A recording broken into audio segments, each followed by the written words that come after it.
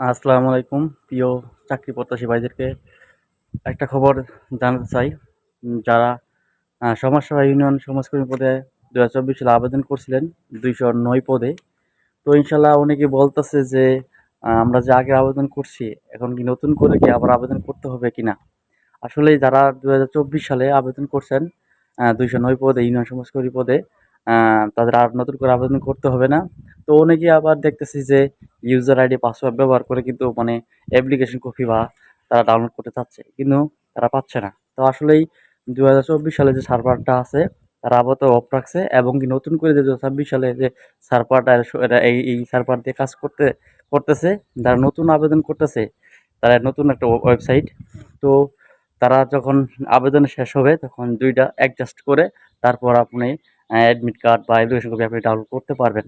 তো আশা করি হতাশ না হয়ে আপনি নিয়মিত লেখাপড়া করুন। ইনশাআল্লাহ আপনিও কিন্তু আপনার মেসেজ তাড়াতাড়ি এসে যাবে পরীক্ষার। তো যারা আবেদন করছেন আগের আর নতুন করে আবেদন করতে হবে না। তো আশা করি কথা বুঝতে পারছেন।